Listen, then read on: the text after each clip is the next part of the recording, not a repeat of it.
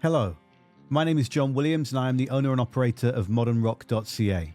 And in the last week of June, I got the chance to speak with a gentleman I have yearned to for flipping years, in Liam, lead singer of Windwaker, and the Australians, quite frankly, in HYPERVIOLENCE, their second record, have just put out one of my favourites of the last decade. And I'll wax lyrical about it, we'll get into that. But here's the thing, Liam's on the tour bus, right? They're driving to Spokane, Washington, they're on their way to Vancouver, I'm on Vancouver Island, so close, so far, we got to zoom it. But it's spotty, and we just couldn't have the visual work out. And I thought, that's okay though. I'm not missing my chance to converse with this guy, I think he's fucking incredible. And what I'll do is I'll use some artificial intelligence on the internet, right, with a reference photo of Liam. We'll get it to remake Liam, we'll make some videos, we'll cut to and fro. Oh, fuck it, I'll make ones of me as well. The thing is though, when you ask it to do that, its first take was this. It kind of looks like Liam. If he was fucking 45 years old. And what is with these hands? He's Australian, not from New Zealand. He was not a fucking extra in The Hobbit. Bilbo, I found it. Come on. This one doesn't even look like he's on a tour bus. It looks like he's on a sad cab ride home from the Twinkie factory where he got found out for eating everything for doing more behind-the-scenes footage of his American snack blog. Wearing a jacket that he bought in the dead of summer, realizing I don't need such a thick jacket because it's the fucking dead of summer. And he looks 35 this time. It's getting closer, no? No. It's getting further away. It looks like he just failed a Top Gun audition and he's reading these lines on the way back on a fucking Greyhound bus. If I wanted a sad man crying on the phone, zooming a loved one when he's been away for just 3 days, I would have typed, "Give me Australian sad man." Looking at these, do I need to finish this sentence? So naturally I thought, like, before Liam thinks I'm a fucking asshole, I better throw in a picture of me. I'll find some goofy ones. Let's see what it makes. Juan the Fudge is this guy. That is extremely generous.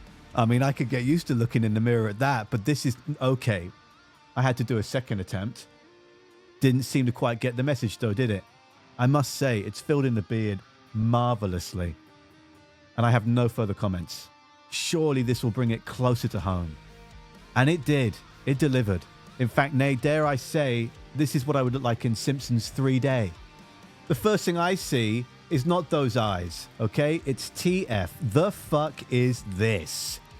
Am I A, desperate for the bathroom, B, currently going to the bathroom, C, regretting trying to get through this interview without going to the bathroom prior to it, or D, fully aware of what's going on and mortified that it's happening? So I had to just... I had to use another picture of Liam, surely. If I give AI the chance, it can redeem itself, which it obviously couldn't do. What, do these parents have to sign off as a... Do you have to take a guardian on the road with him to North America? I can do it, yes I can. I'm an older man now. I'm a grown-up. Looks like the kid who stole the music technology teacher's microphone and jumped in the back of the minibus to record their first podcast about life in high school and how they fucking hate it.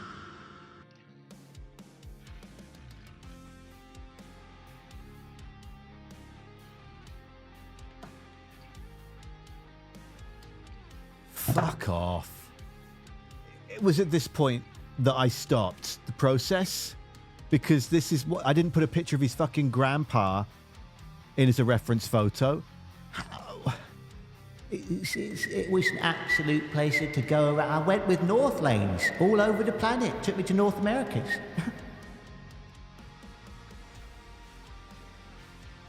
A massive thank you to Luther's Radar here in Canada and to my friends at Fearless Records for allowing me to spend some time with Liam. And elaborate intro aside, this was fucking sweet. Let's go track by track through Windwaker's HYPERVIOLENCE. Bloody technology. I was just about to write a message in case if you've got time. I will be like in the venue in an hour, but if this works, I'm happy to keep going. I dual wield. I have to go and work in a grocery store in an hour. Yeah. But this chat, Liam, is something that I've been looking forward to for over a year. So this sounds good, you know? Yeah. I'd rather just dive into it and make the most of a bad situation, because it's too easy to walk away from shit. And I think that this is such an incredible record in Hyperviolence that's out in just days upon days. And I want to dissect the shit out of it, because I think that you and your bandmates are completely and utterly fucking world class. And I want to run through it track by track if you are willing to do so. Wow. Yeah, I would love to do that with you, man. Thank you very much. I appreciate the kind words. All right. Well, I don't know if you can see me. I don't know if Zoom. I don't care about Zoom anymore. They don't sponsor this. And I don't think they're going to be approached in the near to distant future. But this is a pro fuck Zoom podcast, isn't it? Fuck you, Zoom. Fuck you, Zoom. Okay. But also, I mean, like, they would probably retort with saying, he's on the road, he's in a bus, they've got shitty internet, you know, whatever. It doesn't matter. You sound crystal clear on the same mic I've got. Shaw for the win. Thank you, Shaw. We appreciate that. Woo! All right, I just had to get cheesy sound effects out of the way. I love the soundboard. Okay. This is great. I just jotted down notes. I listen to songs 30, 40, 50 times, and I dissect them. And so I've thoroughly enjoyed the 2 or 3 songs that you put out there on YouTube in the studio, whether you're joking or not. I have given Connor a hard time for being a DJ or not. Regardless, it's been awesome. So with track 1, Infinity on Hyperviolence, I wrote, there is a glorious prickly energy to the synth that ties in with the guitar to make a bouncy static electricity feel. It's like a plasma globe style situation. Yeah. When the bridge... Oh, sorry, Liam. No, go ahead. I don't want to speak over you. Your words are glorious to me, okay? When the bridge simplicity and pullback enters, it calms and soothes the listener before the last chorus truly rips the scab off the broken scar. That ties in with the lyrical content and explodes in the moment into what one thinks is an anthem, then becomes emboldened and confirmed and utterly is one. That's what I wrote for that. That is beautifully penned. That is a wonderful summary of what that song. Thank you. What's your thoughts on Infinity? How did these stages come to be, and what was the scab that started the process? All right. Well, musically speaking, that song started with our drummer Chris and producer Chris Lalick. He wanted to start the record off with a real like cinematic feel, and we felt like we were on a trajectory that we were going to be moving into sort of bigger spaces in terms of performance, and we wanted a song that just really translated to a big space. So yeah, that's why that arrangement is so vast and indulgent, as far as like the lyrical content goes, we started writing Infinity sort of maybe midway through Hyperviolence. And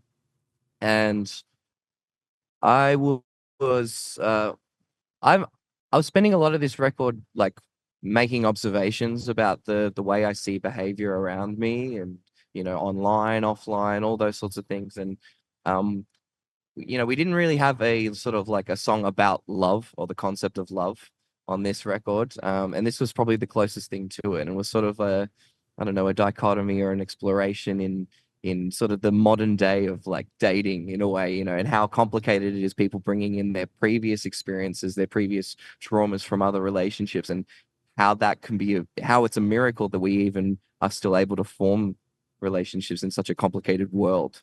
So I felt like that backdrop of the song was a perfect way of just kind of having this real power anthem, this how you'd say, like I guess an anthem for love in a way to start off the record for an album that's called Hyperviolence. It's just it's such a stark contrast. So yeah, I think you do a great job throughout the record, as we'll dive deeper into turning the lens, looking around and then on yourself, and then combining those two, and then leaving the space for the listener to apply their own unique experiences to it as well, which we'll get into deeper. But with your writing styles and the way that Chris goes about producing, I mean, everyone in there is throwing things onto the table. What comes, is it a case of instrumentals come first to you and then you try and wrap your words around it, or you've got the words and they try and wrap their sounds around it, or it just mixes and matches? We used to be a little bit like the music first and then the vocals, but we've now kind of found this I don't want to call it a formula because that makes it sound like we just do it the same way every time. It's always different. But we did kind of find this way of doing the vocals as we're developing the music at the same time. I mean, personally, I like to have a bit of a conceptual idea in my head about what I want to talk about and how the music makes me feel. But this all kind of happens in like synchronicity, because I feel like the vocals are such a central piece in the landscape of our music, that we want to be able to have it complement or be complemented by the music around it rather than it just kind of being slapped over the top of an instrumental. So the songs always start with one individual that's kind of got like the skeletal idea, the bass idea of like the instrumental, and then we start trying to approach the chorus first and really kind of summarize what we want to say in the song, and what we want listeners to kind of latch onto in the song. So that part happens all sort of in a bit of synchronicity, and then as it develops, we kind of section off, and I'll get sent an instrumental and I'll send back a demo idea of vocals, and vice versa, and it'll kind of go back and forth like that. We also do a lot of writing weeks, so we're sleeping and living in the same space for certain periods of time as we do it. So we're really living with each other while we do it. So yeah. There's a lot of latching with this record. There's a lot of great ear candy that is Chris's phrase in his go-to. With Sirens track 2, this song is a masterpiece to me. It is honestly one of my favorite songs of all time. That is not a grandiose statement. It's just how embedded it has become in my fucking mind. And I wrote that it encapsulates everything that I love about emotive release and reflective introspection, set within a pulsating wall of distortion and highly addictive melody. I mean, this is something that comes up in my notes multiple times throughout this record, but your knack of melody and your use of cadence and tone and everything in between, it just blows me away. On a side note, before I throw to you, I quit drinking many, many years ago for a multitude of reasons. And I stopped smoking marijuana maybe, I think it's 7 or 8 weeks ago. I never put the date down. I don't reflect and go, oh, on the so-and-so of December, it just doesn't matter. It's done now. And what that's meant is that I'm able to actually have dreams and recall what those dreams are. And for some reason, after a multitude of highly aggressive and very disturbing nightmares across a month or so, in the last week gearing up to this chat with you, I didn't know if it was going to be you or Chris or Connor, or I didn't know who it was going to be of the lads. And I've had a recurring dream of being on a giant white horse, not knowing, sort of looking around like, what the fuck am I doing on this thing? Then I come across Gandalf. Then I come across some Valkyries or whatever from fucking Thor and that lot. And I'm like, what am I doing here? Why am I here? And then I wake up and I think of my excitement towards this interview. I don't know how that ties in with my question. It's a thought I wanted to share, and maybe just to expand on, where did you get that chorus from? Because those words and the way that they tie together are dynamite, and they're just embedded in my mind. I was going to say, firstly, that dream that you had, I feel like maybe that was like a symbolic, it was like a premonition, because I feel like we've just had a shared experience there. Because when I was writing that, I feel like I was sitting out on a little veranda, little just outdoor area at the spot we were writing Sirens, and I was trying to pen down the first verse of that, and I was picturing this landscape that we see, like kind of almost a little bit medieval fantasy. So I feel like maybe you're onto something there. I don't know, but where did that chorus come from? It came from me and Indy trading lines back and forth, and I had this melody that I was humming down, and I was playing. I kind of have this philosophy where, if a song at its core, played acoustically, just stripped back of all of its layers, all of the ear candy, as you put it, if that is super strong, if that is catchy on its own, then we're onto something really special. And I feel like Sirens was that turning point, at towards the start of the making of this album, because we were kind of in a spot of disarray, not too long before that. We just had this major lineup change, and we're trying to figure out what our identity is now. So that was a really special moment coming up with that chorus, and all credit to Indy for just throwing out. He was just like, what about like a line or something about like girls and white horses? And I was like, all right, I think I got something with that. And I just like stream of consciousness just went through it. And the whole chorus is just supposed to be symbolic of like, you know, conflict and, you know, opposing views and the noise that it creates. You know, it's not even like anyone's right or wrong. It's just like people are just fighting. And they've got their tactics of how they can, you know, take advantage, you know, in a way. So yeah, I don't know. Thank you very much. That's you're very, very kind with your words on that song. Yeah. Well, That's a special one. I don't waste them, you know, and it's a fickle industry. The really short context behind me is I worked. All I wanted to do was be a performer from just a young guy, and just dreamt of being on the radio and made demos from 9 years old. And I moved to Canada, which is where I'm based on Vancouver Island. I'm in my 15th year here now, and I was very fortunate just to work at a modern rock station in Victoria and Vancouver Island for a decade. And when the pandemic hit, I thought, you know what? I'm just not getting the growth I think I can get in this company. I'm going to leave and start my own thing, which is ModernRock.ca. And so I work at a grocery store to make sure, you know, the family, we can afford to eat food and everything. But also it's just like the band that I was in that had to stop due to some mental health reasons, not because of the pandemic, but a couple of years before that. I missed that hustle of just not knowing, not having that risk element to your life. Like you got to try and do a 9 to 5, but you've also got to try and keep that art alive. That's just so imperative for me, and I'm sure for you in your own unique way. And so that's how this was born. And I've just been around. It's been so amazing to go through, looking back and growing and understanding that a lot of the stuff that maybe I discussed or the friendships I thought I had weren't necessarily real. And now as a singular identity of a radio station that is just me, I can exude to people that I meet for the first time, like yourself or anyone else that I'm lucky enough to chat with. Like I don't mince this shit. I care profoundly about the arts and music, and I dissect the shit out of what you've created, whether it's this band, the other bands you've been in, whatever it is that I've come across you. And even though time is limited and I get very passionate, I'm going to just hold myself there because there's still some tracks to get through. So the last thing we're on track 2. Yeah, you're running on track 2, mate. The last thing that, I mean, I wrote a lot more in case I had Chris coming up, just to tease him and to acknowledge how brilliant he is. But also the last thing I wrote, part 2 of saying the last thing that's been said 3 times in 30 seconds, is the key change, the range, the screaming, world-class Liam is what I wrote at the end of that. Thank you. Track 3, fractured state of mind. I wrote the dance between the guitar and the synth stings to create Inside Out. You know the movie Inside Out? Yes. Inside Out-esque acceptable anxiety that's needed to propel through all the emotions into explosive choruses.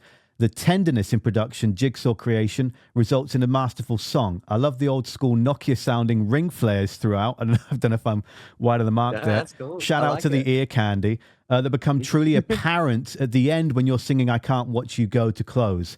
The last thing I wrote is the stereo field is so close to exploding, yet it's refined and gripping to listen to. I just can't get enough of this closing. Another incredible song.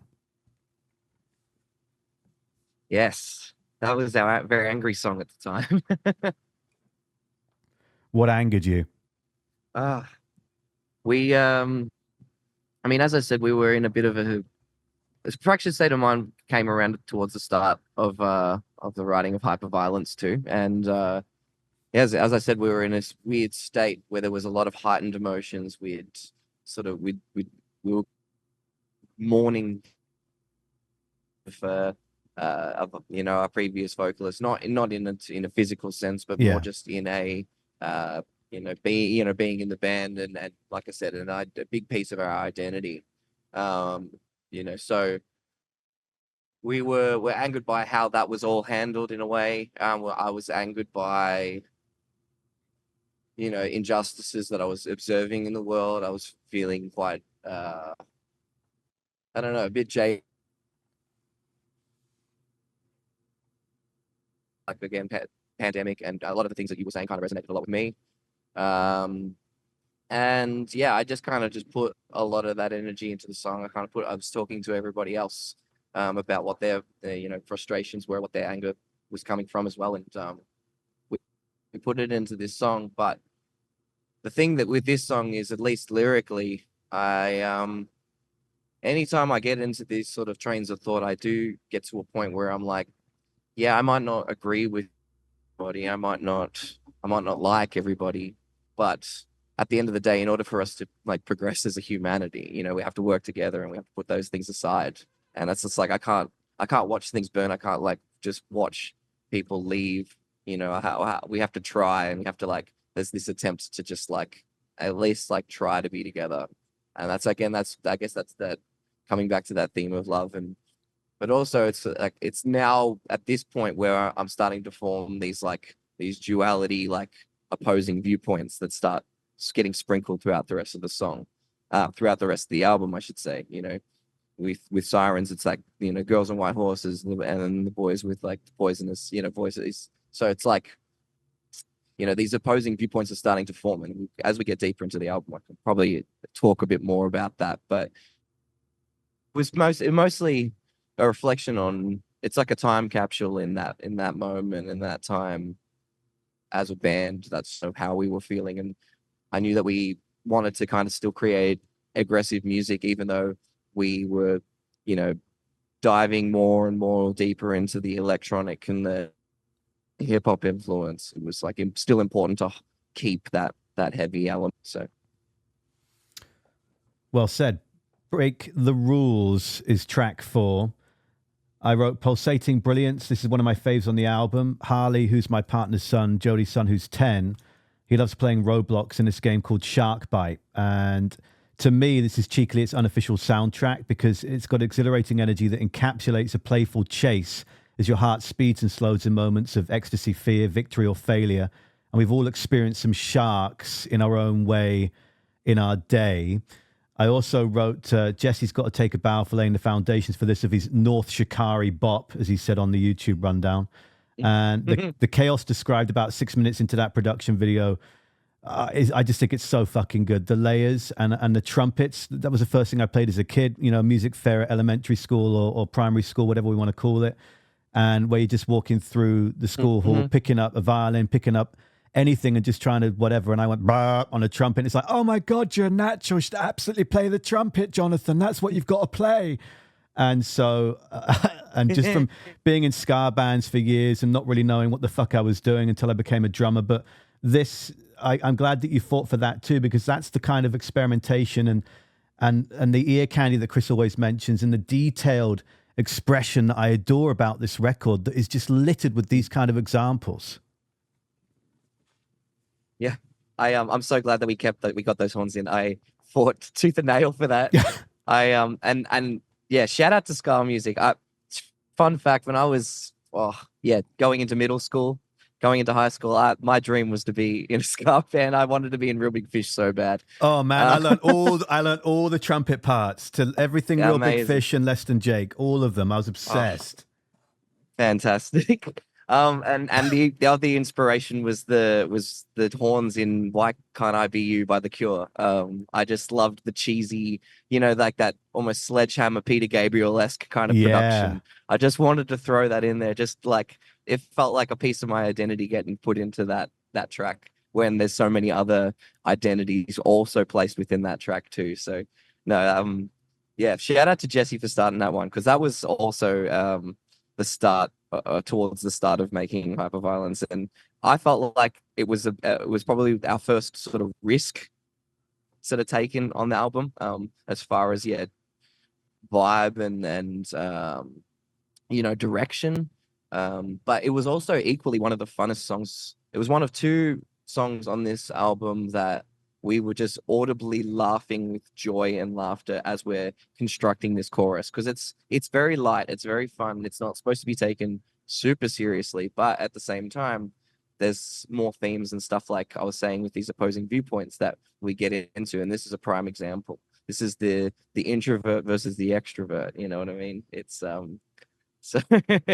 it's playing with that idea of just like, I don't want to go out. But then there's the other person that's just like, but I want to break the rules and I just want to be just carefree and, fuck it all sort of thing. So, I thought this was a really great opportunity to kind of showcase that and, also introduce some of the more rapping elements that we sort of explore more later on in the album. But, and there was a lot of cool, like, hyper pop elements. It's just fucking brilliant. It's just brilliant. And we're going to dive more into that hip hop later on for sure. Oh man, I've got to go to work in 25 minutes. This is, I don't care if I'm late. Track 5, The Wall. This song took me back to being on the school bus on the way to play rugby matches that I didn't want to fucking play. And I knew I was going to get beaten up. So I'd have my mixtape of cassettes filled with high energy rage to try and get me ready, like trying to stare a fucking hole through the seat in front of me with System of a Down and Deftones and Pantera and Slipknot. And little nerdy me wanting to be this sort of stand-up, comedy radio DJ guy, just trying to lock in and get ready for just something that I couldn't do and I wasn't fit enough to do, and I was going to get trampled all over. What I then wrote about you is your vocals on this record are monstrous. The register, the range, the clarity of expression, the delivery, whether you're screaming or you're singing. Again, I've said it multiple times. I say it doesn't lose strength when I say it. It's world class. Side note, I wanted to know how many times Chris does cut his grass, because it seems to bring about some interesting creative process for him when he thinks about it. And I've noticed that Connor wears the same shirt a lot in all these videos online, but he's not there right now, so I won't tease him further. But with The Wall, where'd you start with that, and in reaction to whatever the fuck I just said? If you can hear me. Oh, he's dropped out. I'm so sorry. He's back. It's back though. Welcome back. Oh my goodness.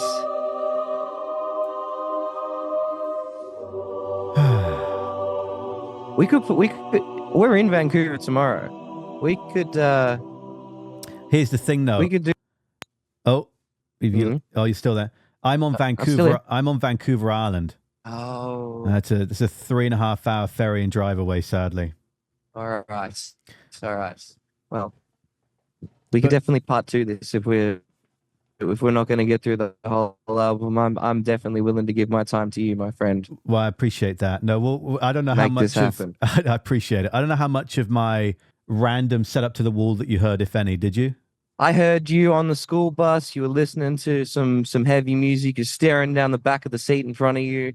You're a grumpy boy, but you're also wanting to start a comedy radio, podcast show kind of situation. Then that's when we cut out. That's that's essentially 80% true. That Liam, is exactly what's happened to you when you've done interviews that are going to be written up, and then you read it back and go, I don't think I fucking said that. I don't think I said that sentence.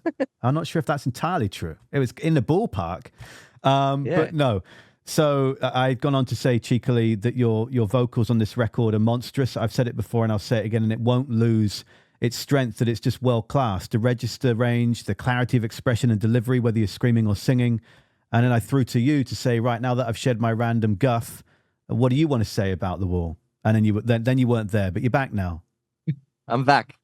Well, The Wall was one of the few tracks that I had to put my own spin on it after it had already been completed instrumentally. It was something that I had come into the fold with already completed. So yeah, shout out to Jesse again for coming up with Break the Rules and then also The Wall, 2 polar opposite tracks.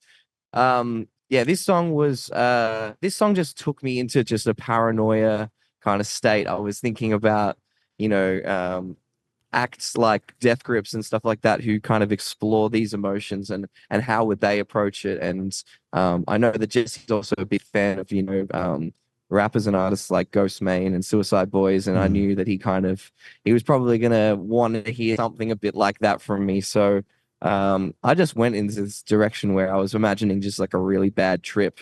And, you're sitting on a couch and you're just staring into the void, and all these pieces are ripping around. Like it's like a cyclone or something's just gone through the house, and, the walls and stuff are just whipping away around you. And yeah, it's just a bad trip of a song. And I got to experiment with a different kind of vocal style in terms of rapping. I've never done that. So it might sound like computer effects, but that's actually me just kind of going, oh yeah, kind of doing the Batman voice. So it was ridiculous to record at the time, but it sounded cool on the track after we did it. So I was like, okay, I'm convinced we can do it. In what sense was it ridiculous? Just trying to lay it out there in the first place? Yeah, exactly. Like I mean, the way that I would normally deliver a track would be sort of in this nonchalant kind of, charming kind of, rap style. And I'd never done any sort of like, I'm always doing it, Yeah. it's like I said, it's like a Batman voice, and it's just it just sounds so obnoxious, but then like in the context of it, it just works really well. Yeah. And that was a real lesson to be like, okay, let's just let go a little bit of what feels ridiculous. Like, let's just kind of just let go a little bit and just have a bit of more fun with it. So Yeah, exactly. But it emotes that energy of cheekiness too. It emotes that innocence of like, what the fuck is it? But then it's surrounded in that stereo field by so much that makes it works and it fits so well. And it's just, that's what I mentioned a few songs ago. Like there's just this pure creative experimentation that's not forced. Like this, for many, many other songs maybe that you've written and didn't make the cut, it might have felt that extra layer of force, but this has got that fun that emotes from it, that it just fits. It fits so perfectly. I think it's fucking so rad. If I could use a word that I've picked up in my 15 years here. It shows our musicality a bit more too. I feel like more so than like on some of the other tracks. I feel like just like the grooves and stuff, like they're just so bombastic and like a bit off kilter that I don't know. It's just a nice moment to showcase our musicality. I wrote down in summary for this song, actually, for some reason, Ding dong. Welcome to Hyperviolence. We'll shortly be beginning our departure to sector BTR 24. I don't know why I wrote that. But it's just what came to mind. Yeah, I like it. I didn't know if at this point I was going to be teasing Connor about wearing the same shirt in every video you've ever done. And speaking about his incredible technology around him that is not a DJ setup. And so maybe that's why I wrote that there as well, just in case he was around at the time. But in the future, we'll put that in the back pocket. Yeah. I'll pass it. Track 6, Villain, Mr. Liam. This feels like Windwaker sat in their pocket. Following the opening 5 songs that showcase so much depth, intrigue, and experimentation, this is a marker of comfort. And I use the word comfort because I love the band, not because you're waxing lyrical about fickle growth life throws at you and how you can utilize that pain to grow. There's a warmth in pain, and I think that's why I find it comforting to listen to, because I apply some of mine to that. And I feel like now, as we're getting halfway through the record, it's like, fuck yes, but oh no, but fuck yes. I think you're in pocket, but I think we needed that as well. Did a little bit of just like a home base to the end of side A on the album. This felt like the closest thing to a ballad. Very nostalgic too. Lyrically, it's goes into why the music kind of feels like a bit of a throwback to maybe some earlier material that we've kind of explored in terms of style, I guess. But yeah, as when we were writing the song, it was wanted to. I think have something that was like gonna get like metalcore fans make metalcore fans happy as well. And there wasn't, like, as you said, like those 5 songs prior were so different. They showed so much dynamics that, like, yeah, we needed to kind of bring it back to something that's a bit more straightforward. And I feel like it just showcases more of the emotional space that we were in as well. There was a lot of pain, as I said. There was a lot of like heightened emotions at the time, and this was a point where we've just reflect a little bit things that we don't move past, and yeah, we put that into this song. Yeah, and then with track 7, Get Out, like I just wrote "Get the fuck out" in all caps, because this throws the fuck down. Like you've just alluded and sort of filled in the gaps for me that, okay, we're going to round up side 1, we're jumping into side 2. 7 songs into the album, this confirms that the anthemic, relatable, and hooky melodies qualities, it's just never ending. All of those words, hooky, melody, the quality, is what I wrote. That's probably the top words that come up in this, and along with world class. It's yet another incredible ending. Something that I want to just let you know, to let everyone know, is that when you're throwing down a marker in this song for a slight change of directness at the end there, we don't necessarily jump into that fully, but we'll get to Haunting and thereafter. And I've seen you discuss, and we're going to start talking about more of that hip-hop love and how you'll write with certain pacing and delivery in mind. But the endings of the songs, and this one in particular, are just subtly spectacular. And they just put a bow on everything so well. And a lot of the time, a song might just close and boom, put some reverb on it, walk away, fuck it, job done. but that's the detail that I love in how you guys go about creating. Is everything's got such heart to it, and it can't just stop. Even if it is an abrupt stop, it's got to have something that isn't obvious, but is utterly what you are all about. Yeah, for a song that was so straightforward, again, like as more of a rock song, like I think it was important for us to throw something a bit left of field at the end there. And I love that ending a lot. And I think getting to play that live as well, I think it also it vindicates me a little bit in taking that risk, because it's such a fun section to perform. You know, it's like we're opening with Get Out on this tour currently, and it's just a really great opportunity to kind of get people warmed up into it and kind of let go a little bit, put their hands up in the air, and just like, just sing along to like this fun kind of little, I don't know, Limp Bizkit-esque kind of rap section. Yeah. So, yeah. No, it's amazing. And Haunting Me, track 8 that follows it, I just wrote, my God, it's beautiful. I mean, we've had 7 songs of this explosive energy and a stereo field that is just filled to the brim, again at near max.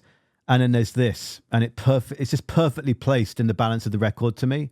And it showcases your vocals in a way that if people hadn't realized how good they were yet, like now you have to hone in on you, and you have to just take a breather for a second here. It's just stunning.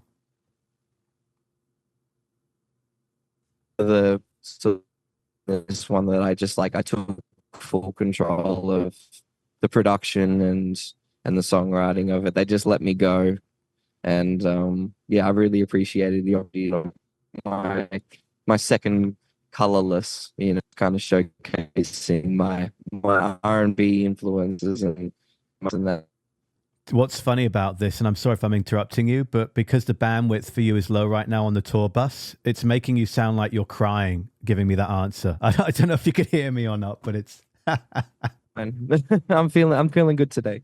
It's still doing it. It's so funny. It's like if I was just cutting an out of saying about taking the lead on the record song.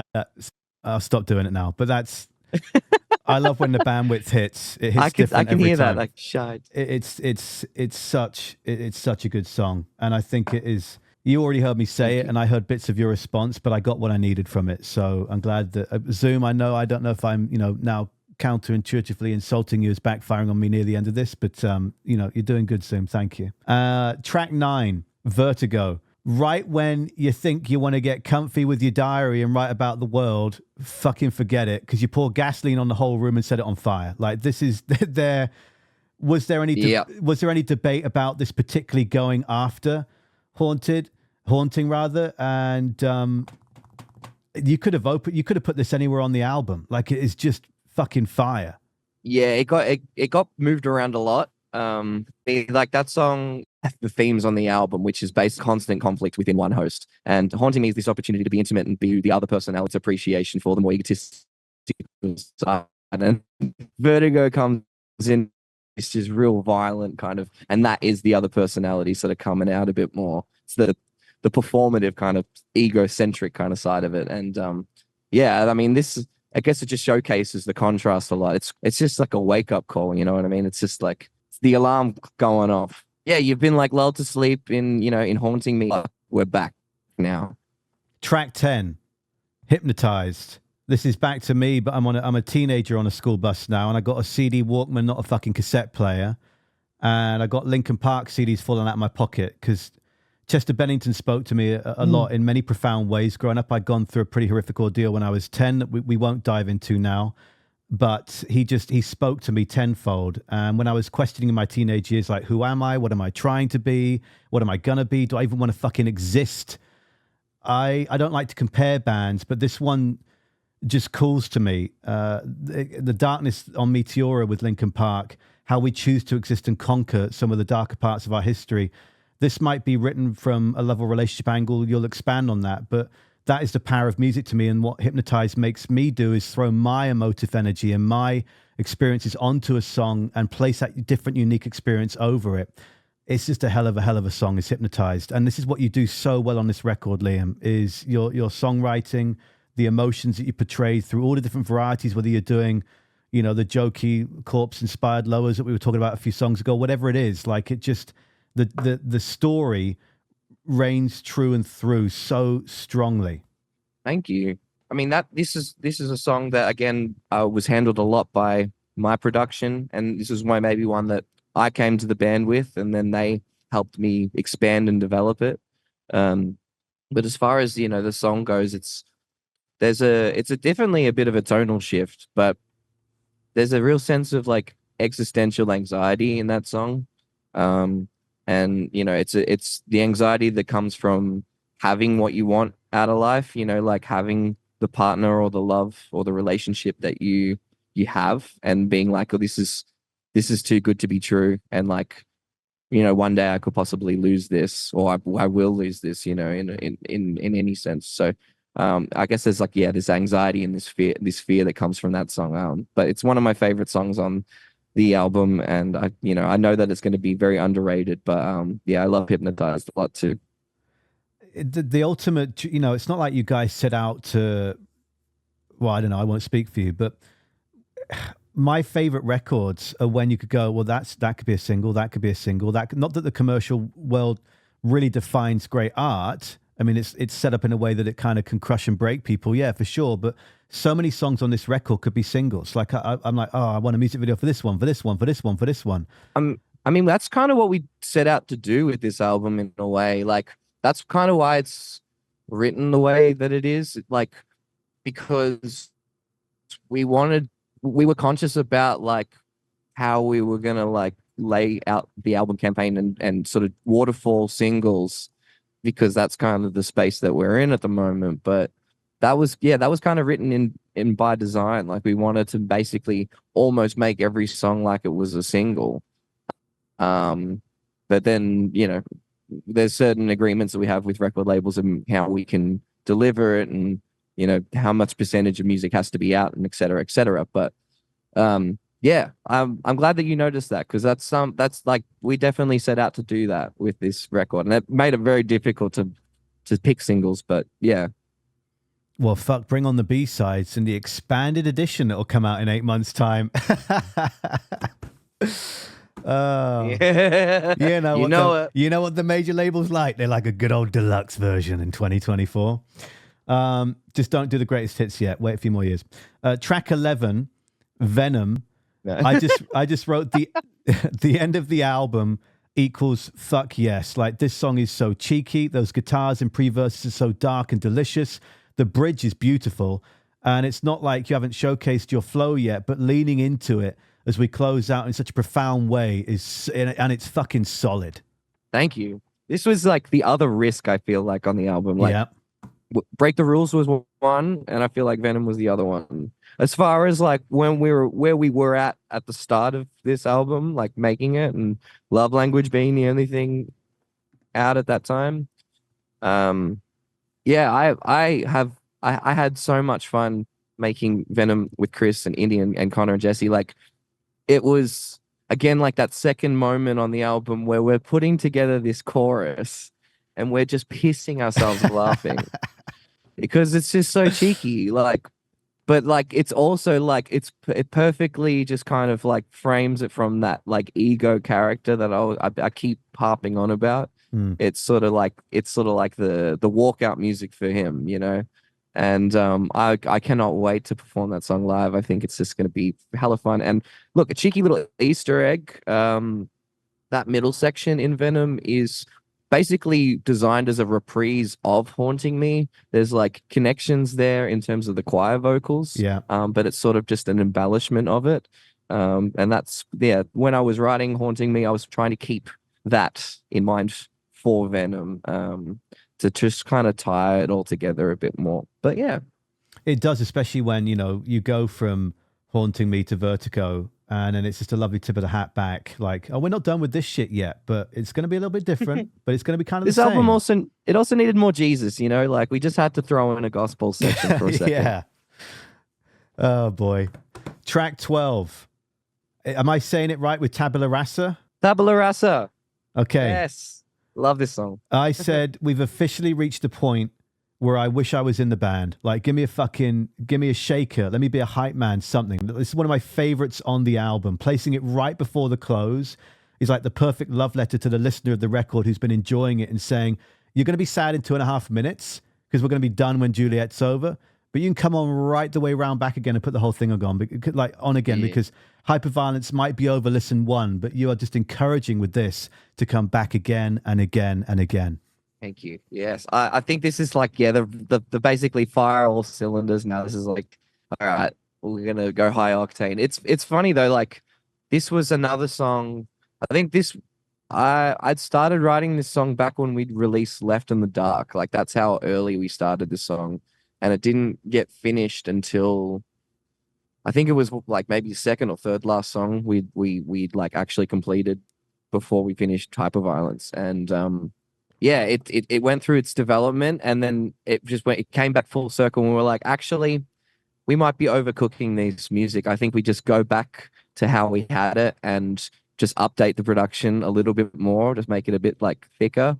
And then yeah, I just kind of, this was my opportunity to kind of do the flashy thing, but also kind of like poke fun at like the industry that I'm in a little bit as well, and poke fun at like kind of behavior that I see in this kind of machine. Yeah, it was kind of, just a bit cheeky like that as well. It's a fascinating but also machine. Like clean slate as well. It's a clean slate, just symbolic of like where we're at as a band too. We're starting fresh again. So yeah, it's so good. Last song on the album, Thank you. Juliet. The ear candy in this gives me vibes of Frogs by the Lake. I wrote that. You'll accept it or you'll not like it. I like it. But it's and I love the use of children playing in the backdrop, and I'm intrigued as to what they're alluding to. Is it a song where you're going to say, well, do you know what? You can read between the lines, and that's what I'm going to say, or how do you want to express? Because it's just over 2 minutes. You're closing the record after Rasa has fucking shaken you, and I heard you once talking about on a podcast that someone like ran at you drunk, picked you up, spun you upside down and around, the change falls out your pockets. Like that's what Ras has just done to us. And then you're hitting us with Juliet to end it. And it seems a very particular reasoning that I'd like to know why. I see Juliet almost like the epilogue to the album. And it's like with Tabula Rosa being like the clean slate, the rebirth, like you can take what you want from the symbolism of having the kids there. I mean, like, you can look at it very like shallow as well and just say like, that presents, a certain response to a listener, and that can be individual. But it also could be, children playing. This is a newborn, like it's growth, and it's like, the 3 months later kind of thing after Tabula Rasa. But, and also like with Juliet as well, like, the ties to Shakespeare and kind of symbolism of like love and death and tragedy. That's all over this album in its themes. And yeah, I think this was a great opportunity for Connor and Indie as well to kind of give their spotlight with production and kind of showcase another tender side to our sound. And yeah, I'm very proud of how we ended that album. It's not like it's more of it eases you out, and as you said, it invites you back in again. Exactly. It doesn't just like doesn't exhaust you and you're like, God damn, all right, I gotta go lie down after that, Yeah, that's the biggest thing, how you all tie your energies and your creations together. Whoever's in the production chair, it is completely as one in this new Windwaker of this moment. And after all the changes that you've had to go through, I just think it's just, I've said it before, I'll say it again. This is a world-class record. This is just absolutely outstanding. And the last thing I'm going to ask so you much. Is, what are you most proud of? Is it you've alluded to a few things, but if you had to pick one thing on this journey of this record, what brings you the most joy? I mean, what brings me the most joy is having this album as a time capsule and as a moment to be like, this is how far we've come. It's how far I've come as a vocalist. I mean, before we started this album, I'm, a couple months into learning how to scream. That's not something that I'd really done before. And there was a lot of things that I learned on this record, and there's a lot of things I learned about myself with this record as well. So those, I'm just really proud of the overall package that we ended up with. It had its challenges, but ultimately I think we came out with something that we're very, very proud of, and we feel like is our best work yet. So Yeah, we could do a whole fucking hour on how the hell you trained yourself to do this shit so quickly. It's unbelievable. I got to go to work. I got to go and stack some shelves and run a grocery store. I'm so glad that we were able to make this happen in whatever way and shape and form it could, because it's been well worth the wait. It's been such a thrill, Liam. I appreciate you and your patience, and yes, I hope you have the smoothest running shift at your job. And I hope to talk to you again, and we can dive into whatever you want, because I owe you one, man. You've been a pleasure to talk to. Thank you for listening and putting up with all of technology's wonderful flaws at times to make it to the end of this video. And Liam is such a flippin' talent and sweetheart. And it was worth going through Further, you've got a little bit of bonus footage I can show you, because obviously I wanted to, as I said, videofy some of these pictures. Look at that. There's Cryman on his Zoom call to long lost lovers back home. Here's Freaky Deaky Radio DJ. Wow. They removed my teeth in that one. Here's Top Gun, pouting, checking those lines once more, getting ready for the next audition. And finally, Freaky Man, who shat himself. All right?